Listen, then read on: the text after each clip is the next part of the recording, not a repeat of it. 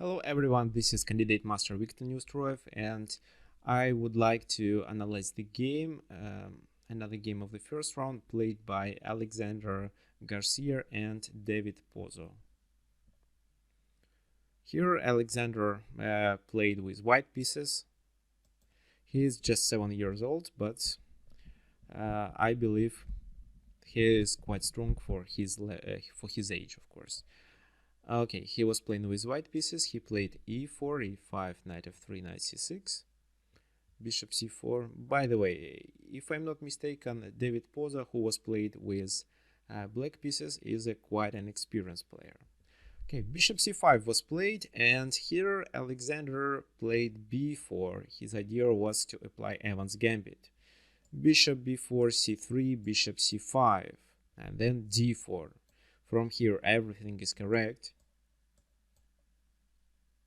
Bishop b4 check, bishop d2. It's fine. Here, black has to take on d2, but I believe many of you would take with the knight. The logic is simple. If we can take a piece and at the same time develop our other piece, then we should do it. So, and you know that the priority is to develop minor pieces first and then only the queen. However, in this position, queen d2 is a better move. You may just remember it. Why? Because the knight should be on c3. It doesn't do much when it's on d2.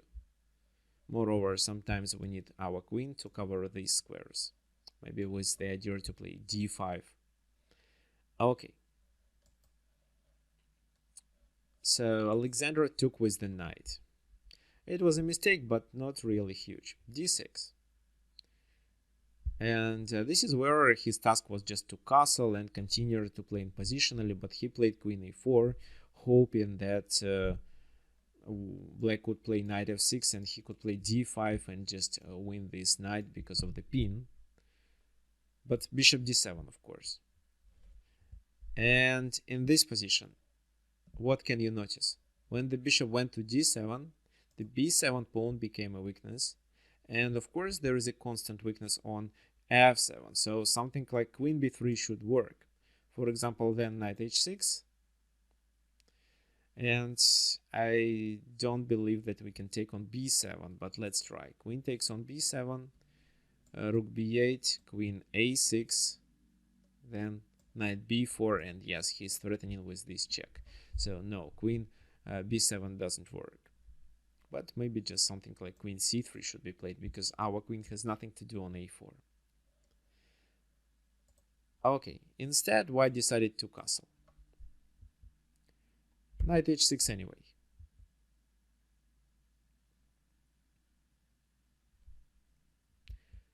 Rook a to e1 was played in the game. I would recommend maybe just to retreat with the queen. However, after this move, something like knight e5 should be played with the idea to trade the material. Here the bishop attacks on a4 and the knight wants to take on f3 or on c4. Then if queen retreats, then just knight c4 and black is fine in this position.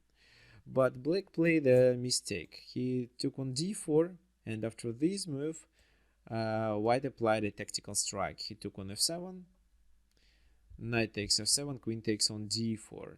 And this is a playable position for white. Here white is down a pawn, but the center is open. Black has to castle immediately. Rook b1, bishop c6, and then something like knight c4, knight e3 to control these two squares. So white has to play positionally. But I can say that Alexander is a positional player. He likes to attack, and he is looking for some simple tactical strikes to apply. He always likes to create threat and just attack the pieces, even if it's easy for the opponent to defend. So that's why he just played some moves. Rook fd1, rook e8, rook goes back. Then knight c4, rook a7. And then finally, maybe something like rook fd2, then f4, that would make sense. But he played e5. e5 only trades the material. Moreover, first, black could take on f3 in this position, then take on e5. Another option was to play b5, knight goes back, and then d takes on e5, leaving black with another extra pawn. But instead, rook a to e8 was played. E takes d6, rook e1, rook e1, bishop f3, rook e8, queen e1, g takes f3, knight d6, queen takes, knight takes on d6, but here queen g6 is intermediate check, and that was the key moment of the game. Alexander chose the move that lost the game, but if only he plays king h1, then for example queen d6, queen a7, this position is unclear. Of course black is better, but it's not obvious that black can win here. Both can hope for perpetual check, and there is no distant pass pawn on that side. However, in the game Alexander played king f1, what looks more logical than king h1, because in the end game we want to get the king closer to the center, but not in the queens and gambit. I mean, not in the queen's endgame. Here, queen takes on d6 and queen a7, another critical mistake, forcing black to play queen a6. Maybe Alexander saw this move, queen a6, but I believe he didn't evaluate this in game properly. By the first glance, it's obvious that black is winning because of a distant passed pawn. White can't really create such a pawn because of these two. So maybe if this pawn is located on g4, then maybe it can be a draw if only white can create a distant pass pawn on the f file, but not in this position.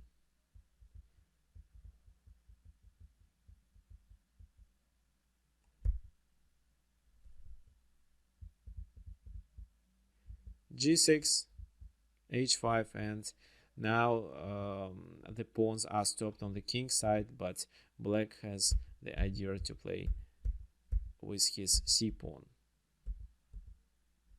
So here the winning plan is obvious: king c4, king b2, king b4, king c2, king a4, king c3, king takes here. Then black can promote one of his pawns or just leave them as they are and go after. Oh, maybe the best way here is just to play king d4, king d3, and then promote. Or if, for example, there is only one pawn left, we can just take all these pawns and then finally promote two together on the king side. This is almost what happened in the game. Here, for some reason, Alexander decided to escape with the king, but it's over. Then, after a few moves, white was checkmated. Okay, fine. Thank you for your attention. I believe in this game you may learn how to play one's gambit, and you can even apply it from time to time, because the positions are quite sharp here, and if black doesn't know how to play, black can get into the trouble.